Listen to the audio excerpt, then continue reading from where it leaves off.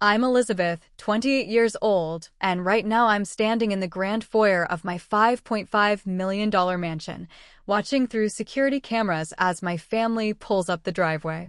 They think they're coming to see my little rental house for a simple housewarming. My mother just texted asking if she needs to bring paper plates since I probably can't afford nice dishes. I adjust my designer dress while my husband Jake stands beside me in his custom Italian suit. They've spent 3 years mocking my courthouse wedding, calling Jake a nobody mechanic, and treating us like failures. Today, everything changes. Before we dive into this incredible story of family betrayal and sweet revenge, I'd love to know where you're watching from today. Are you someone who's dealt with judgmental family members too?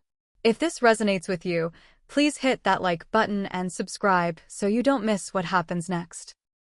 Trust me, you'll want to see how my family reacts when they discover the truth they never saw coming. Let's begin this journey together. 3 years ago, I sat at my parents' mahogany dining table, my heart racing as I twisted the simple engagement ring Jake had given me. The autumn light filtered through their bay windows as I cleared my throat to share what I thought would be joyful news. Mom, Dad, I have something to tell you, I began, watching my mother Helen pause mid-sip of her afternoon tea. Jake proposed, and I said yes. The silence that followed felt like it lasted an eternity. My mother's face contorted into an expression of pure disgust, as if I'd just announced I was joining a cult. My father Robert simply set down his newspaper, removed his reading glasses, and stared at me with profound disappointment etched across his features. A mechanic, my mother finally whispered, the word dripping with disdain. You're marrying a mechanic. My sister Claire, who'd been scrolling through her phone, suddenly burst into laughter. Oh my God, Elizabeth, this is a joke, right? Please tell me this is some elaborate prank. She turned to her boyfriend Mark, a surgical resident at the city's most prestigious hospital. Can you imagine? My sister, the girl who is supposed to be the smart one, marrying someone who probably has grease under his fingernails permanently. My brother Michael chose that moment to walk in from the kitchen, catching the tail end of the conversation. Wait, what did I miss? When Claire gleefully filled him in, his expression shifted to one of condescension. Well, at least my fiancé comes with a trust fund. Elizabeth, have you really thought this through? What kind of life can he possibly give you? The family gathering that was supposed to be a celebration turned into an intervention. My Aunt Dorothy, who'd driven over for Sunday dinner, actually pulled out her checkbook. Darling, how much would it take for you to reconsider? Everyone makes mistakes, but you don't have to compound this one by actually going through with it. She waved the checkbook in the air like it was a magic wand that could fix my poor judgment. The wedding planning process became a masterclass in family sabotage. My mother, who had spent 2 years helping Claire plan every detail of her future wedding, suddenly became too busy to even discuss flowers with me. I'm just too embarrassed, Elizabeth. What would I tell the ladies at the club? That my daughter is marrying a grease monkey. She refused to share her vendor contacts, wouldn't help with dress shopping, and made it clear that she wanted no part in what she called this disaster. Claire took a more active role in her cruelty. She started a family group chat specifically to mock my choices, sharing memes about gold diggers in reverse and articles about the importance of marrying within your social class. The messages came daily, each one more hurtful than the last. She even spread rumors that I must be pregnant, telling our extended family that it was the only logical explanation for why I'd settle for someone so beneath us. The situation deteriorated further when we announced we'd be having a courthouse wedding. Of course you are, my mother had said, her voice dripping with false sympathy. I suppose that's all you can afford. I tried to explain that Jake and I wanted something simple and intimate, but she'd already crafted her narrative. She told everyone who would listen that we were too poor for a real wedding, that Jake probably couldn't even afford a decent ring. When the day came, the absence of my family felt like a physical weight. Jake's parents were there, his sister drove 3 hours to attend, and his best friend took time off work to witness our vows. My side of the courtroom remained painfully empty. My mother had posted on Facebook that morning about her spa day, complete with champagne photos and captions about treating herself to forget life's disappointments. Claire had organized a lavish brunch with our cousins at the exact time of our ceremony, posting Instagram stories with captions like, "Celebrating real love with future Dr. Mark," and "Some of us have standards." The humiliation reached new heights at the family reunion just 1 month after our wedding. I'd hoped that seeing Jake and me together, happy and in love, might soften their hearts. Instead, we walked into my grandmother's country club to find ourselves completely ostracized. Family members I'd known my entire life suddenly found fascinating conversations on the opposite side of the room whenever we approached. My cousins whispered and pointed, not even trying to hide their gossiping. I overheard snippets of their conversations, each word cutting deeper than the last. "Can you believe she actually went through with it? I heard he doesn't even own his own shop, just works for someone else. Such a waste of her education." Grandmother Catherine, the family matriarch, made her feelings clear during her toast. "To family," she'd said, raising her champagne glass. "To those who uphold our values and maintain the standards set by generations before us." Her eyes swept the room, deliberately skipping over Jake and me. "And to my granddaughter Claire, who understands the importance of choosing a partner who can provide the life she deserves." Uncle James, my father's brother who'd always been the family jokester, found endless material in my marriage. "Hey Elizabeth," he called out loudly enough for everyone to hear, "does Jake give you a discount on oil changes at least?" The laughter that rippled through the room made my cheeks burn. "I'm just saying, there have to be some perks to marrying down so dramatically." As we drove home that night, Jake held my hand tightly. "They don't deserve you," he said quietly. I nodded, trying to hold back tears, not knowing that he was already planning our future, one that would make every single person in that room eat their words.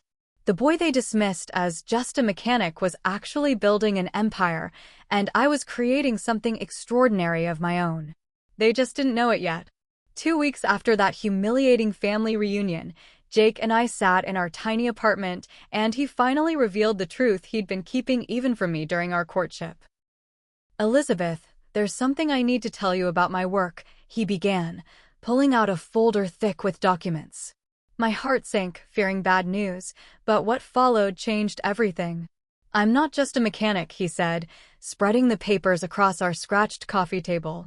"I own 5 luxury auto shops across the state.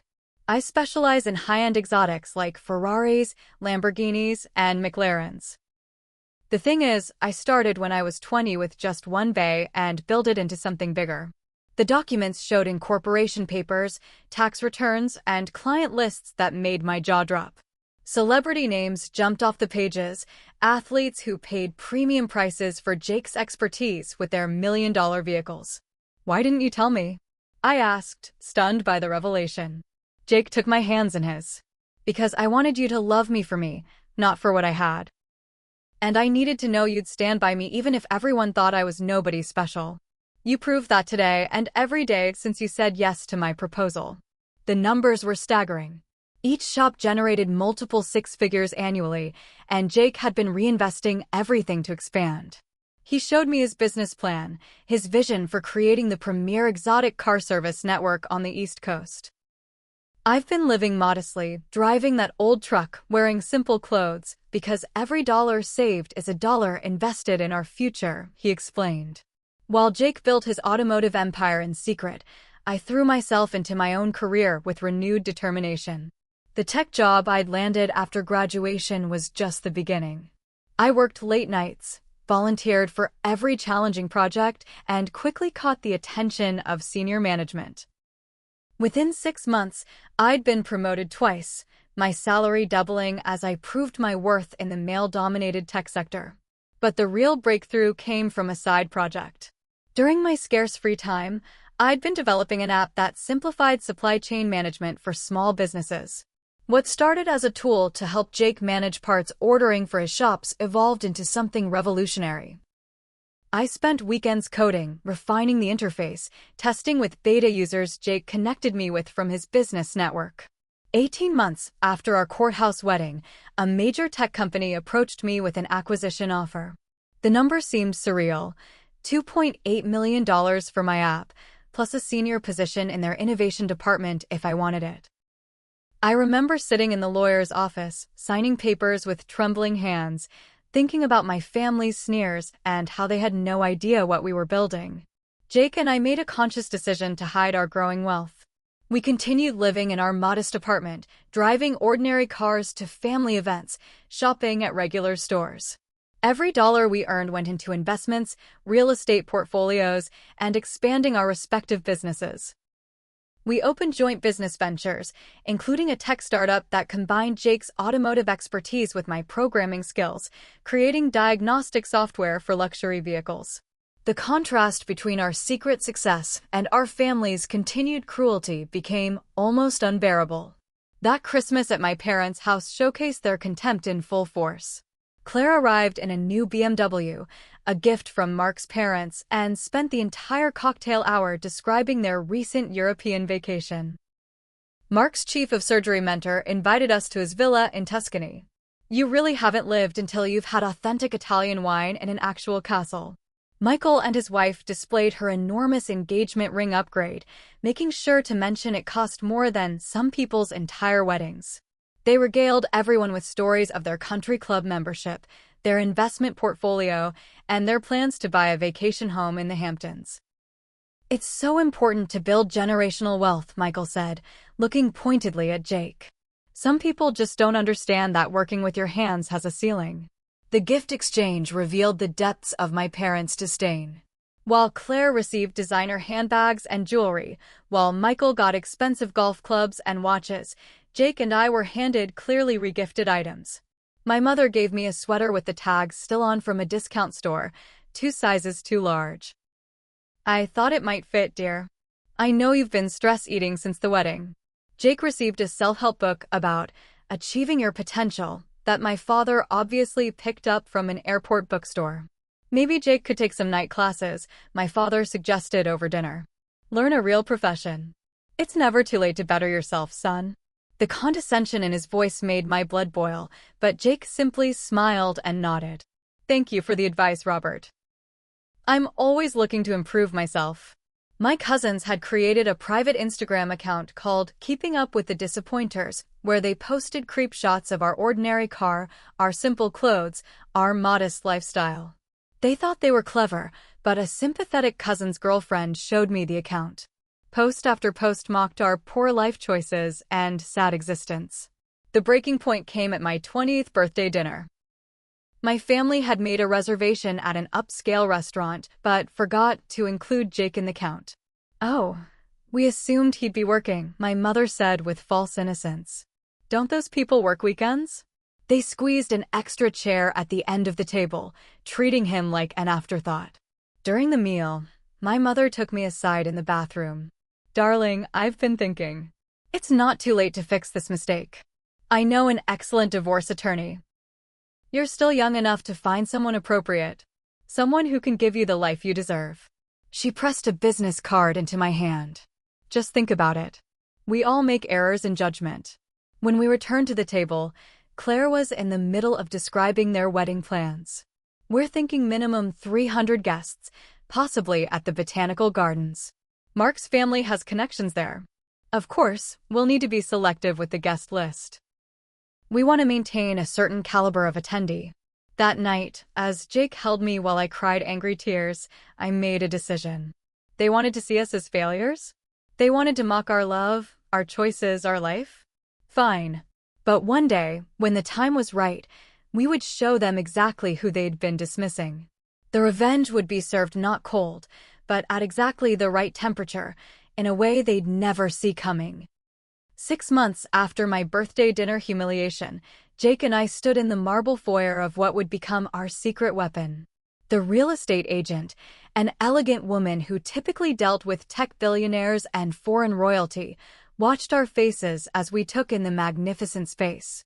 12,000 square feet of pure luxury spread across 3 levels, with floor-to-ceiling windows offering breathtaking mountain views. The previous owner was a tech entrepreneur who built this as his dream home, she explained, leading us through room after room of opulence. He's relocated to Dubai and wants a quick sale. Cash offers will be prioritized. Jake and I exchanged glances, years of hidden success about to culminate in this moment. The infinity pool seemed to stretch into the horizon. The wine cellar could hold 5,000 bottles, the home theater rivaled commercial cinemas, and the guest house alone was larger than most suburban homes. "We'll take it," I said calmly, watching the agent's eyes widen slightly. "Cash. We can close within 2 weeks." The number was staggering, $5.5 million. But between Jake's automotive empire, my tech success, and our joint ventures, we could afford it without touching our investment portfolios. This house would be more than our home. It would be the stage for the greatest revelation of our lives. The deception required careful orchestration. When family asked about our living situation, we mentioned casually that we were renting a small place in Willowbrook. We created a careful social media presence showing glimpses of a modest home, strategic angles that revealed nothing of the true grandeur. Jake continued driving his old truck to family events, parking it blocks away from where we actually lived. I wore the same 5 outfits on rotation whenever I saw my family, clothes I'd owned since college that they recognized as poor Elizabeth's limited wardrobe. Claire's wedding became the perfect showcase of everything my family valued and everything they believed we lacked. She sent gold-embossed invitations to her $300,000 celebration, making sure to hand-deliver mine with a patronizing smile. "I know it's a lot for the hotel, but maybe you can just come to the ceremony? I'd understand if you can't afford the whole weekend." I gritted my teeth and accepted the role of bridesmaid, knowing it would make our eventual revelation even sweeter. Claire assigned me the most insulting duties possible, essentially making me an unpaid wedding coordinator and bathroom attendant. "You're so good at practical things," she said during a dress fitting, while I stood in the basic dress she'd chosen for me, a stark contrast to the designer gowns her other bridesmaids wore. "And this way, you're involved, but don't have to spend money on all the events." The rehearsal dinner seating chart spoke volumes. Jake and I were placed at table 12, in the back corner near the kitchen doors, with distant relatives' children and family friends' teenagers. Meanwhile, Claire's college roommates sat at table 2, and Mark's golf buddies were at table 3. During speeches, my father praised Claire for understanding the importance of choosing a life partner who could provide security and status, his eyes finding mine in the crowd to drive the point home. On the wedding day itself, while other bridesmaids got professional hair and makeup, Claire suggested I do my own to save money. I spent the reception checking that bathroom stalls had tissue, while she danced with Mark to a live orchestra. During her speech, my mother thanked everyone for celebrating the union of 2 people who truly belong together, from families of equal standing and shared values. Michael's promotion celebration 2 months later continued the pattern of exclusion. He'd been made vice president at his investment firm, and the family organized a dinner at the city's most exclusive restaurant. Jake and I weren't included in the main reservation, but were told we could join for dessert if we wanted. When we arrived, they'd already finished their 7-course meal, and we were seated at a separate small table they'd hastily arranged.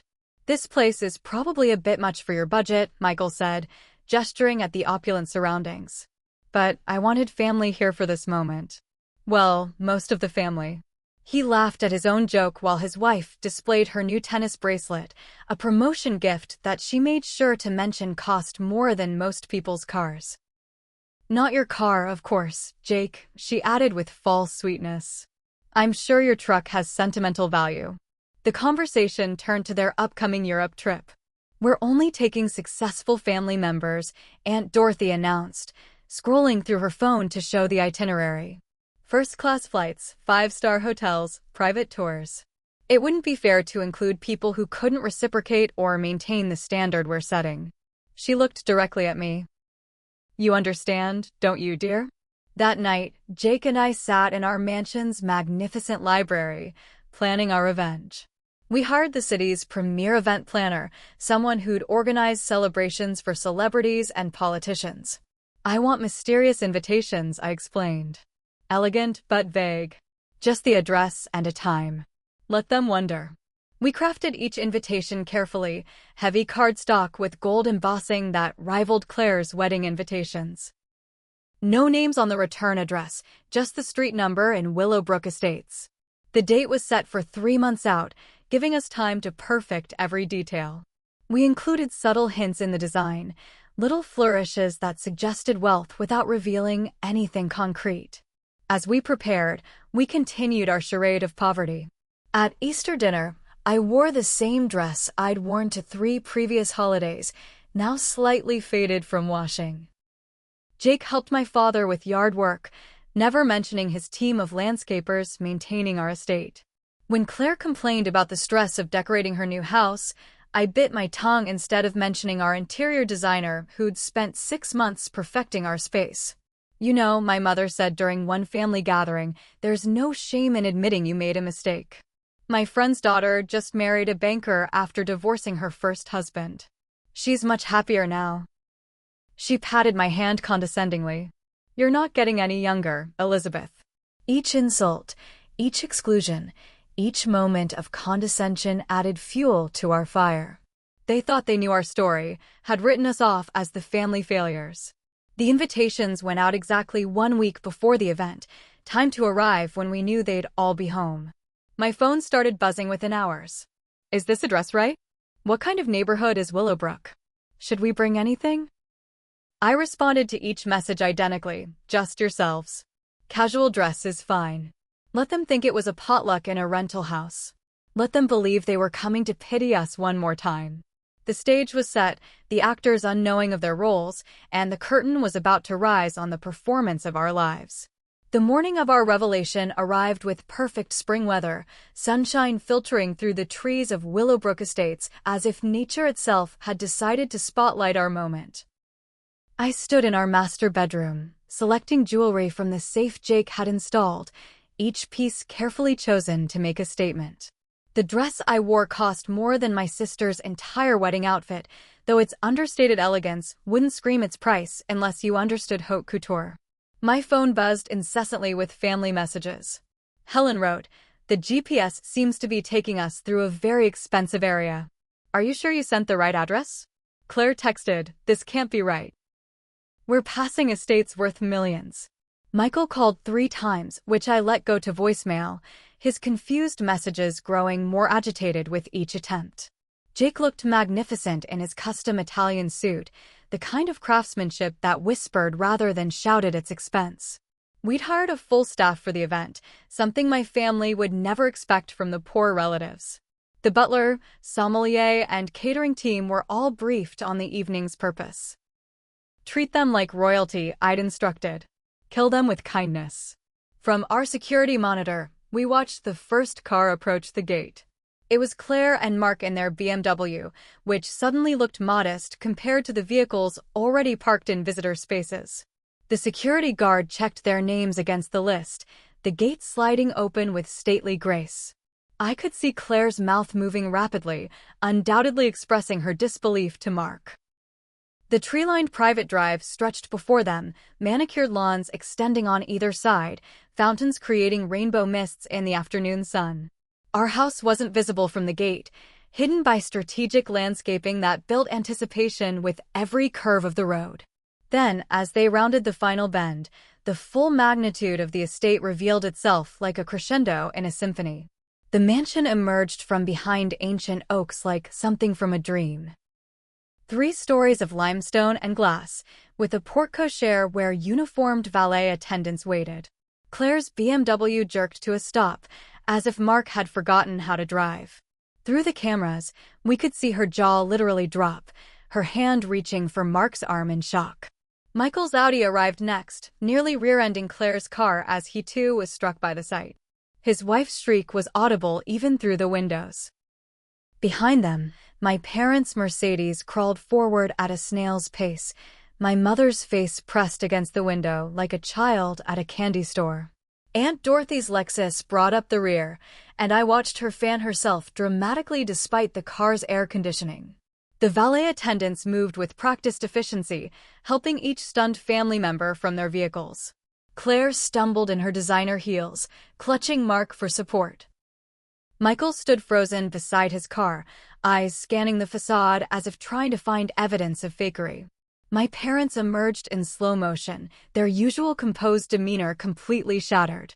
"Welcome to our home," the butler announced, opening the massive double doors with perfect timing. The foyer beyond was a study in calculated opulence, soaring 40-foot ceilings, a chandelier that cast dancing lights across marble floors, and a grand staircase that seemed to float without visible support. Jake and I descended that staircase like royalty greeting subjects, timing our entrance for maximum impact. The collective gasp from my family echoed in the vast space. My mother's hand flew to her throat, her face cycling through expressions of disbelief, confusion, and something approaching fear. My father gripped the nearest column for support. "Hello, everyone," I said warmly, as if greeting them in a suburban living room rather than a palace. "Welcome to our home. We're so glad you could make it."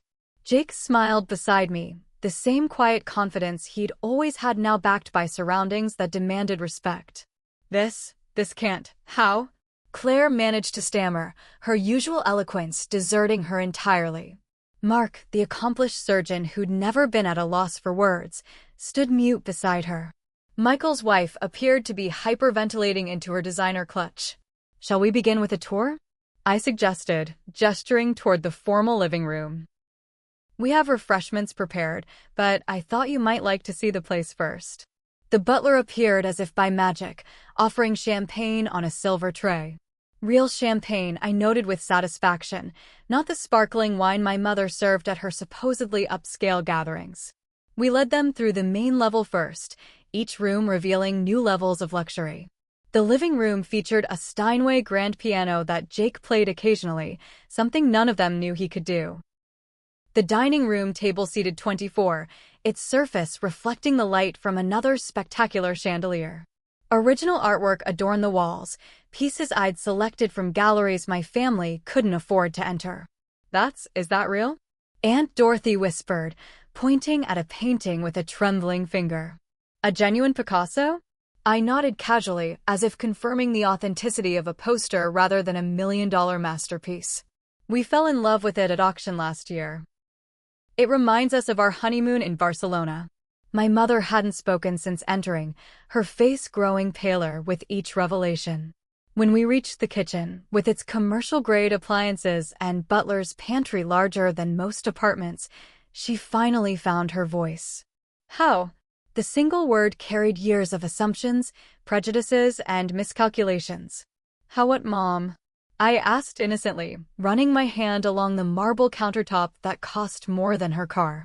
"How do we afford this? How did we hide it? Or how did you never bother to actually know us beyond your assumptions?" The wine cellar triggered the most dramatic reactions. Jake led the way down climate-controlled stairs to a space that could have been lifted from a European castle. Thousands of bottles rested in custom racks, organized by region and vintage. He selected a bottle casually, examining the label. "This was from our trip to Bordeaux last fall," he mentioned. The vineyard owner was one of my clients. He insisted we take a case of his private reserve. "Clients?" Mark finally spoke, his voice cracking. Jake smiled, replacing the bottle with practiced ease. "Classic car collectors are very particular about who touches their investments. When you specialize in vehicles worth more than most houses, word spreads among a certain clientele." The theater room rendered them speechless again. Stadium seating for 20, a screen that belonged in a commercial cinema, and technology that wouldn't be available to consumers for years. "We had early access," I explained, through my connections in tech. "Would you like to see what I've been working on?" The garage was Jake's domain, and he saved it for maximum impact. The doors rose slowly, revealing a collection that would make any car enthusiast weep. Ferrari, Lamborghini, McLaren, classic Corvettes, and a Bugatti that made Michael physically stagger backward. "These are mine," Jake said simply. "Well, ours. Elizabeth particularly loves the Aston Martin." Claire found her voice as we returned to the main house. "This is impossible. You're lying. You're house-sitting or something. This is all fake." The desperation in her accusation might have made me pity her if I hadn't remembered every cruel message, every public humiliation, every moment she'd tried to make me feel small. "Fake. I repeated, pulling out my phone. Would you like to see the deed? The tax assessments? Our bank statements. I didn't actually show them, of course. The suggestion alone made her recoil as if I'd offered to show her something obscene. The tour concluded in the grand ballroom we'd added during renovations. 200 people could dance comfortably beneath its coffered ceilings. We're thinking of hosting charity galas, I mentioned. Jake's been working with a foundation that provides scholarships for automotive technology students. Kids from working-class families who show mechanical aptitude. My father, who'd prided himself on being the family's success story, looked like he'd aged 10 years in an hour. He opened his mouth several times, but no words emerged. My mother clung to his arm as if afraid she might faint without support. The reversal was complete, but we were far from finished. As if orchestrated by fate itself, the doorbell chimed just as my family struggled to process what they'd seen. Through the ballroom's windows, we could see a line of exotic cars arriving, each more impressive than the last. Jake's clients had impeccable timing, invited for what they thought was a simple social gathering, but serving as unwitting players in our revelation. That would be some friends, Jake said casually, moving toward the foyer. They wanted to see the new house. What he didn't mention was that these weren't just any friends, but some of the most successful and influential people in the state, each one treating Jake with the respect reserved for trusted confidants and irreplaceable experts. The first to enter was Marcus Reed, a tech billionaire whose face graced magazine covers. He embraced Jake warmly, then turned to me with genuine affection. Elizabeth, congratulations on the IPO announcement. 50 million valuation? You're being too modest. That app of yours revolutionized my entire supply chain. Claire's surgeon husband, who'd spent years acting superior at family gatherings, suddenly looked like a small child meeting his heroes. He tried to interject, to network, but Marcus barely acknowledged his existence before returning to his conversation with us about a vintage Ferrari that needed Jake's attention. Next came Samantha Chin, a Hollywood actress whose recent Oscar win was still making headlines. She kissed both my cheeks like an old friend. Jake, darling, you're a miracle worker. The Lamborghini purrs like a kitten now. And Elizabeth, I've been telling everyone about your new venture. When can we discuss investment opportunities? The parade continued. Professional athletes, Fortune 500 CEOs, internationally recognized artists. Each one greeted Jake and me with warmth and respect, discussing their cars, their investments in my company, their plans for future collaborations. My family stood frozen, watching their carefully constructed hierarchy crumble with each interaction. Michael attempted to insert himself into a conversation between Jake and a hedge fund manager. I'm in investments too, he said desperately. The manager looked at him blankly before turning back to Jake. As I was saying, I'm thinking of adding a Pagani to the collection. You're the only one I trust with that level of engineering. The crushing blow came when Thomas Anderson arrived, the very tech mogul whose company had acquired my app. My mother recognized him immediately, her face flushing with shock. He made a beeline for me, ignoring everyone else in the room. Elizabeth, perfect timing. The board approved the expansion. We're fast-tracking your department's growth. I hope you're ready to lead a team of 200. 200, my father croaked, speaking for the first time in an hour. Thomas glanced at him dismissively. Your daughter's brilliant. We're lucky to have her. The innovations she's brought to our company are worth every penny of that acquisition deal. Speaking of which, Elizabeth, have you given more thought to the CTO position? I felt rather than saw my family's collective intake of breath.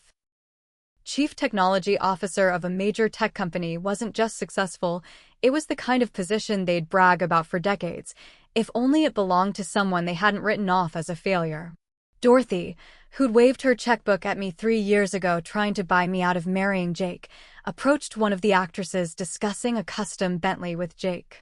Excuse me, dear, but how do you know them? She used the same tone she'd employ with hired help.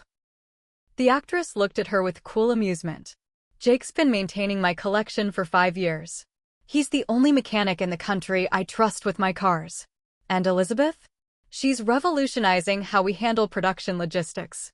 Genius couple, really. She moved away, leaving Dorothy stammering in her wake. Jake's phone rang, and he answered it on speaker without thinking. "Mr. Hamilton, your Bugatti's ready. The custom modifications you requested are complete." "Yes, sir, the $3.2 million policy adjustment has been processed." He hung up, suddenly noticing my family's stricken faces. "Sorry about that. Client calls never stop." $3.2 million? Claire whispered. "For one car." Jake shrugged. "That's actually mid-range for what I work on. The McLaren F1 we serviced last month was insured for $20 million. He said it as casually as discussing the weather, but the impact on my sister was visible. Her entire worldview, built on her surgeon husband's salary being the pinnacle of success, crumbled before our eyes. Michael's wife, who'd spent years flaunting her trust fund, approached me during a lull. "Elizabeth, we had no idea. Why didn't you tell us? We're family." The hypocrisy was staggering. This woman had literally laughed in my face at Christmas dinner when I'd given homemade gifts to save money. "We tried to tell you," I replied calmly. "Remember when Jake mentioned expanding his business?" You all laughed. When I talked about my app development, Mom said I was wasting my time with computer games. Every achievement we shared was dismissed, so we stopped sharing. The evening's revelations continued relentlessly. Our event planner arrived to discuss an upcoming charity gala, openly discussing the $1 million budget. Our financial advisor called about a property investment in Dubai. Each interaction pulled back another layer of the life we'd built while they'd been too busy mocking us to notice. "But you lived in that tiny apartment," Helen said, grasping for any explanation that didn't involve her being completely wrong about everything. "You drove that old truck. You wore the same clothes." Her voice rose with each point, as if volume could change reality. "We chose to live modestly while building our businesses," Jake explained patiently. "Every dollar saved was invested." The apartment was comfortable enough, and neither of us cared about impressing people who'd already decided we were failures. The pointed nature of his comment wasn't lost on anyone. Claire's husband Mark finally found his voice, attempting to salvage some dignity. "Well, as a surgeon, I understand the value of hard work and dedication." One of Jake's clients, overhearing, laughed out loud. "No offense, Doc, but Jake here bills more per hour than any surgeon I know. When you're the only person in the state who can properly service certain vehicles, you set your own rates." The final twist came when grandmother Catherine arrived, fashionably late as always. Unlike the others, she showed no surprise at our surroundings. Instead, she walked straight to me, embracing me warmly. "My darling girl, it's perfect. Everything I hoped you'd achieve and more." She turned to address the stunned room. 3 years ago, I changed my will. Everything goes to Elizabeth. Not because she married well or accumulated wealth, but because she was the only one who showed true character. She chose love over status, kindness over cruelty, substance over superficiality. She looked directly at my mother. "The rest of you could learn from her example." "How much?" Dorothy asked, greed overcoming propriety. Catherine smiled coldly. $3 million, give or take. Plus the properties, of course. The vineyard in France, the beach house in Miami, the apartment in New York. Each revelation was another nail in the coffin of their assumptions. My mother sank into a chair, her perfect composure finally shattered completely. "We were trying to protect you," she said weakly. "We wanted better for you." The lie hung in the air like smog, fooling no one. "No," I said firmly. "You wanted me to conform to your narrow definition of success. You wanted a son-in-law you could brag about at the country club, not one who made me happy. You wanted a daughter who chased prestige, not purpose. Well, I found both without your help, and in spite of your hindrance." The party continued around us, but my family existed in their own bubble of shock and regret. They watched Jake and me interact with our guests, saw the genuine warmth and respect we commanded, witnessed the life they'd been excluded from by their own prejudice and cruelty. The very people they desperately tried to impress now treated them like unwelcome intruders in our world. As the evening wore on and Jake's clients began to leave, my family remained, shell-shocked and desperate. The atmosphere shifted from celebratory to confrontational as they realized this might be their only chance to salvage something from the ruins of their assumptions. One by one, they cornered me in different parts of the house, each encounter more pathetic than the last. My mother found me first in the powder room, its marble surfaces reflecting her tear-stained face. "Elizabeth, darling, we need to talk." She closed the door behind her, hands trembling as she gripped her purse. "I know I've made mistakes, but I'm your mother. Doesn't that count for something?" "Mistakes?" I turned from the mirror where I'd been touching up my lipstick. "Is that what you call 3 years of humiliation?" Mistakes were telling Aunt Dorothy not to send us a wedding gift because we'd probably divorce within a year, or posting on Facebook during my wedding that you were getting a spa treatment to forget your disappointments. She flinched at each example. I was hurt that you didn't want my help planning the wedding. The revision of history was breathtaking.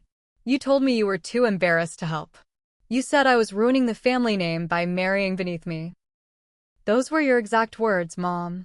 Things are different now, she pleaded, mascara running despite its waterproof claims. Robert and we're in trouble. The mortgage on the house, the country club fees, keeping up appearances, it's all become too much. We were mortgaged for Claire's wedding, thinking Robert's promotion was guaranteed. It wasn't. The irony was delicious. They'd spent $300,000 on Claire's wedding to impress their friends, while telling me I was too poor to deserve their presence at mine. "So you need money," I stated flatly. "After years of acting like Jake and I were beneath you, now you need our help." "Just a small loan," she begged. $50,000 would get us back on track. You'd never miss it, not with all this. She gestured vaguely at the opulent bathroom that probably cost more than she was asking for. "Family helps family, doesn't it?" "Family helps family," I repeated slowly. "Like when I asked you to taste wedding cakes with me and you said you had a hair appointment. Like when Jake's truck broke down near your house and Dad drove past without stopping. Like when I called crying after a miscarriage I never told you about because you were too busy planning Claire's engagement party to answer." I watched the color drain from her face at that last revelation. "You lost a baby?" she whispered. I nodded. 15 months ago. Jake held me through it alone because calling you would have meant hearing about how it was probably for the best since we couldn't afford children anyway. The cruelty of my prediction hit her like a physical blow because she knew it was exactly what she would have said. I left her crying in the bathroom, only to find Claire waiting in the hallway. My sister had lost her usual polish, her perfect hair mussed from running her hands through it, her designer dress wrinkled from nervous fidgeting. "Liz, please, I need your help." "It's Elizabeth," I corrected. "You only called me Liz when you wanted something, remember? Like when you needed me to lie to Mom about where you were in high school, or when you wanted to borrow money in college that you never repaid." "Mark's been gambling," she blurted out. "Online poker, sports betting, he's addicted. We're $600,000 in debt. His salary doesn't cover the interest anymore. We're going to lose everything." The admission cost her every ounce of pride, and I could see how much it killed her to ask me for anything. The surgeon with the perfect pedigree has a gambling problem? I couldn't hide my disbelief. "The man you paraded around like a prize horse while calling my husband a grease monkey? That Mark?" She nodded miserably, tears flowing freely now. "He hid it well. I only found out when creditors started calling. We've maxed out everything. Borrowed from his parents, sold my jewelry. Everything except." She looked at her engagement ring, the massive diamond she'd flaunted in my face countless times. "I can't sell this. People would know something's wrong." "Heaven forbid people know you're not perfect," I said dryly. "Can't have anyone at the country club gossiping about Claire's fall from grace. Better to come begging to the sister you publicly humiliated for 3 years. "I know I was horrible," she admitted, the words seemingly torn from her throat. "I was jealous, okay? You were always smarter, more talented. When you married Jake, I thought finally I was better at something. I chose status and security while you chose love. Look how that worked out." "I did choose love," I agreed. "And I got status and security as a bonus because I chose a partner, not a pedigree. Jake and I built this together. What did you and Mark build besides debt?" Her shoulders shook with sobs, but I felt no sympathy. She'd made her choices. Could you at least hire me? She asked desperately. I have event planning experience from the charity boards. Anything, I'll take anything. I reached into my purse and pulled out a business card. Not mine, but from the cleaning service that maintained our house. They're always looking for reliable people. The pay is fair, and they don't check credit. She stared at the card like I'd handed her a poisonous snake. A cleaning service? You want me to be a maid? The horror in her voice might have been funny if it wasn't so predictable. Even desperate, she clung to her delusions of superiority. Michael intercepted me on the way to the kitchen, where our chef was preparing dessert. My brother looked haggard, his usual smugness replaced by naked desperation. Lise, we need to talk business. I have a proposal that could benefit both of us. Another pyramid scheme? I asked. Or is this like the investment opportunity you pitched to Jake last Christmas that was obviously a scam? The one where you called him too stupid to understand complex financial instruments. His face flushed at the reminder. I've been let go from the firm, he admitted quietly.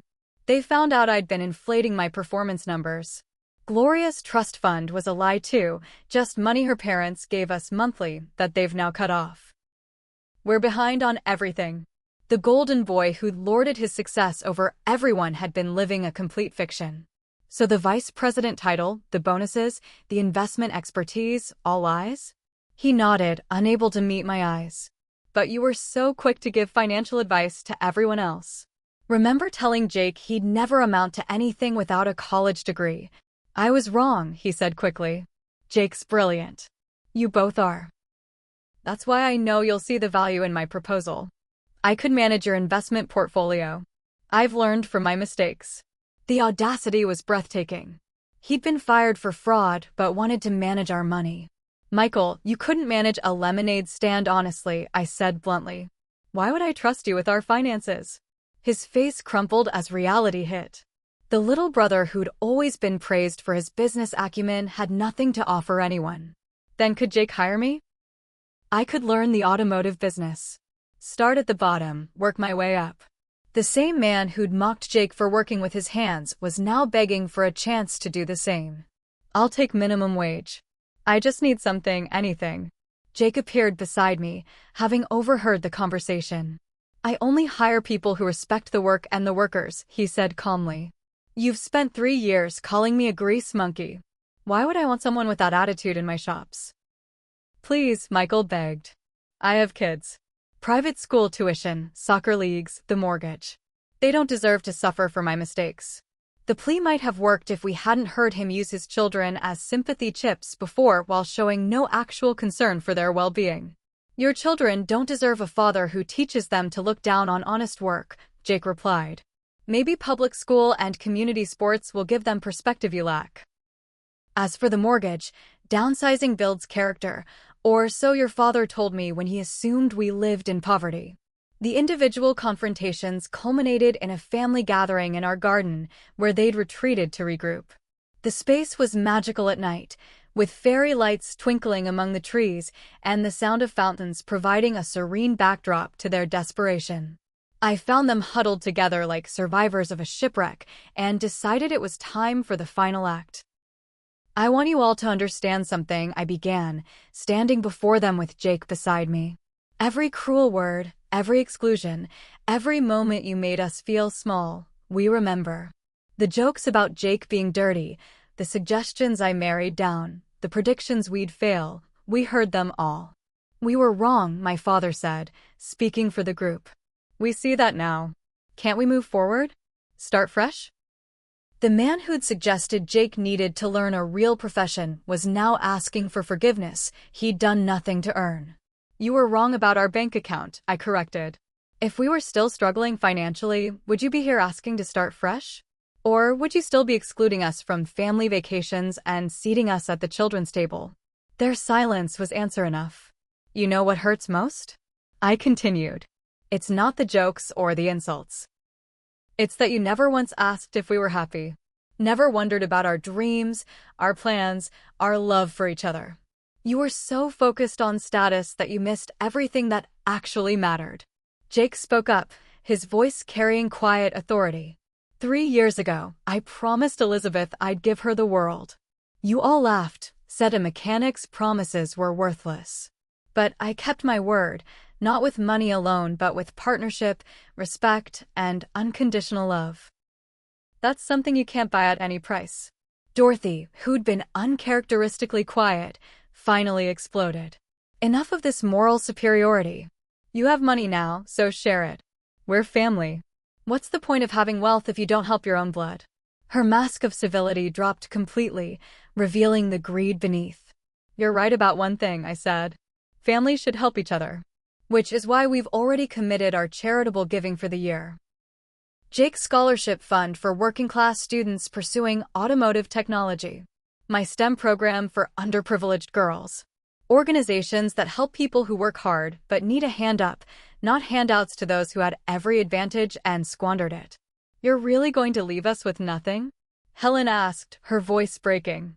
Your own parents? Your siblings? The manipulation was transparent, but it still took strength to resist years of conditioning.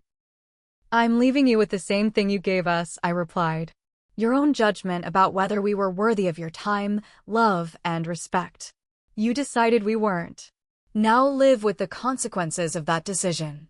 We turned to go back inside, but I paused for one final announcement. By the way, we're moving to Switzerland next month. Jake's opening a European division, and I'll be working remotely while we travel. We didn't plan to tell you, but it seems fitting you should know. This is goodbye. The security team appeared as if on cue, politely but firmly indicating it was time for them to leave. As they walked toward their cars, each step taking them further from the lives they'd assumed they could access whenever convenient, I heard my mother's final words carried on the night wind. We're your family. No, I said quietly, though she couldn't hear me. Family shows up. Family celebrates your joys and supports you through pain. Family sees your worth beyond your bank account. Jake's parents, who welcomed me without question. That's family. His sister who drove 3 hours to our courthouse wedding? That's family. You? You're just people who happen to share my DNA. As the last set of taillights disappeared down our driveway, Jake and I stood in the sudden quiet of our grand foyer. The house felt different now, cleansed somehow, as if their departure had exorcised years of negativity. We made our way to the library, our favorite room, where floor-to-ceiling windows framed the city lights below like scattered diamonds. Jake poured 2 glasses of the champagne we'd been saving, a vintage from the year we met.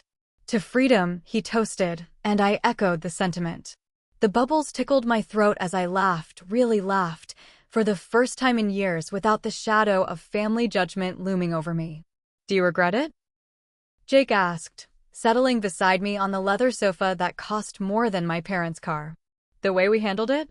The dramatic reveal. I considered his question, replaying the evening's shocked faces and desperate pleas. No, I said finally. They needed to see what they'd dismissed. If we'd simply told them about our success, they'd have found ways to minimize it or claim credit for it. Helen would say she taught me ambition. Robert would insist his tough love motivated me. They had to experience the full weight of their miscalculation. We sat in comfortable silence, processing the end of one chapter and the beginning of another. The Switzerland move was real, not just a parting shot. Jake's European expansion would revolutionize luxury car service across the continent, while my company's international presence would flourish with new perspectives and partnerships. 2 weeks later, we hosted a farewell party for our real family, the people who'd supported us when we had nothing but love and dreams. Jake's parents flew in from Florida. His sister brought her kids, who called us aunt and uncle with genuine affection. My childhood friend Maria, who'd been pushed away by my family's snobbery, cried happy tears at our success. I always knew, Jake's mother said, embracing me. When Jake first brought you home, I saw the fire in your eyes. You two were going to conquer the world together. Money or no money, you were already rich in ways that mattered. The moving process was cathartic. Each packed box felt like shedding old skin. We donated furniture to families in need, remembering our own modest beginnings. The mansion would be sold to another tech entrepreneur, someone who'd appreciate its grandeur without the bitter associations we now carried. My family's downward spiral accelerated without our potential safety net. Claire's divorce made headlines when Mark's gambling debts led to fraud charges. She moved back with our parents, selling her rings to pay lawyers. Michael's LinkedIn updates grew increasingly desperate, from seeking new opportunities to open to any position. His wife left with the children when the house was foreclosed. Helen and Robert downsized to a small condo, their country club membership revoked for non-payment. The society pages that once featured their charity galas now gossiped about their fall from grace. Dorothy, cut off from the family money pipeline, discovered that her friends were really Helen's friends, and they disappeared with the fortune. I learned about their struggles through mutual acquaintances, each update reinforcing the correctness of our decision. They'd built lives on appearances and superiority, foundations that crumbled without substance beneath them. We'd built on love, hard work, and mutual respect, bedrock that supported everything else. From Switzerland, we watched our businesses flourish. Jake's European shops became legendary among collectors, his reputation preceding him across continents. My company went public ahead of schedule, the IPO exceeding all projections. We traveled, explored, and discovered that success tastes sweetest when you have someone to share it with who loved you when you had nothing. But the most profound change was internal. The constant need to prove myself, instilled by years of family criticism, gradually faded. I stopped checking their social media, stopped wondering if they'd finally understand. Their opinions, once so devastatingly important, became background noise, then silence. Jake and I established our charitable foundations with purpose and passion. His scholarship recipients sent letters about changing their families' lives through honest work. My STEM program graduates landed positions at major tech companies, breaking cycles of poverty through education. We named nothing after ourselves, preferring impact over recognition. One evening, as snow fell on the Alps outside our chalet, I received an unexpected email. Grandmother Catherine had passed peacefully, leaving me not just her estate as promised, but also a letter. In shaky handwriting, she'd penned her final thoughts. My dearest Elizabeth, by the time you read this, I'll be gone, but my pride in you remains eternal. You alone understood that wealth isn't what you have, but what you do with it. Your family learned too late that looking down on others only diminishes yourself. Live fully, love freely, and never apologize for choosing happiness over approval. All my love, grandmother. I cried then, not for the inheritance, but for the one family member who'd seen us clearly. We used her money to expand our charitable work, creating a scholarship in her name for women entering male-dominated fields. It felt right, honoring someone who'd recognized worth beyond bank accounts. As our first Swiss Christmas approached, we received a package with no return address. Inside were handmade ornaments, clearly crafted by children, with a note, "Thank you for Dad's scholarship. He graduated top of his class. We have food now and hope. Merry Christmas." No signature was needed. The gratitude was signature enough. That night, decorating our tree with those precious ornaments mixed among designer pieces, I finally understood the full measure of our success. It wasn't the mansion we'd left behind or the one we lived in now. It wasn't the cars in our garage or the numbers in our portfolio. It was the lives we'd touched, the love we'd protected, and the dignity we'd maintained when everyone expected us to fail. "What are you thinking?" Jake asked, wrapping his arms around me as we admired our eclectic tree. "About family," I replied. "How we choose it as much as we're born into it. How respect is earned, not inherited. How love multiplies when freely given, not hoarded behind conditions." He kissed my temple, and we stood together watching snow fall on our new life. Somewhere across an ocean, my biological family was learning these lessons through loss. But we'd learned them through love, and that made all the difference. The best revenge, I realized, wasn't our reveal or their downfall. It was our happiness, complete and undiminished by their absence.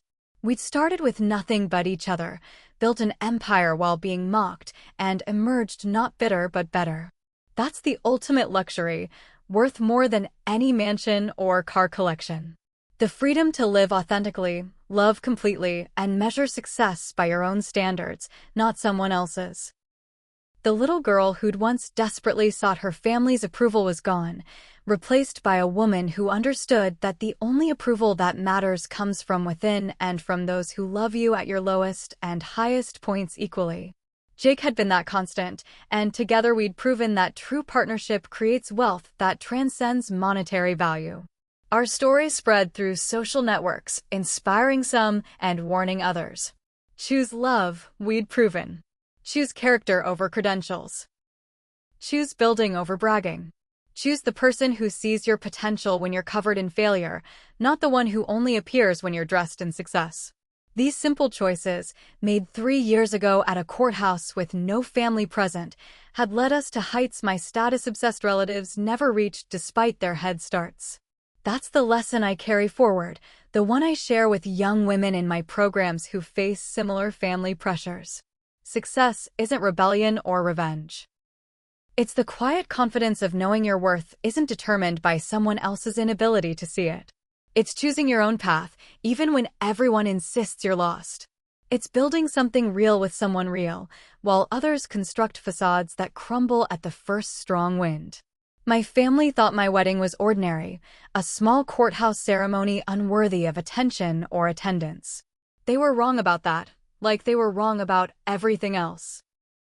It was extraordinary, the moment two people promised to build a life together based on love, respect, and partnership. Everything that followed, including that $5.5 million mansion, was just the natural result of keeping that promise. What started as their judgment became our freedom. What began as their cruelty became our strength. And what they saw as our failure became the foundation of our success. The luxury home changed everything by revealing what had always been true. We were never the ones who were poor. If you've watched this far, you probably have your own story of being underestimated or dismissed by people who should have supported you. Maybe you're in the middle of proving them wrong right now, or perhaps you're still gathering the courage to bet on yourself. What's your story? Have you ever had family or friends completely misjudge your potential? Drop a comment below and let's celebrate the victories that come from believing in yourself when no one else does. If this story resonated with you, please hit that like button and subscribe for more stories about overcoming adversity and finding success on your own terms.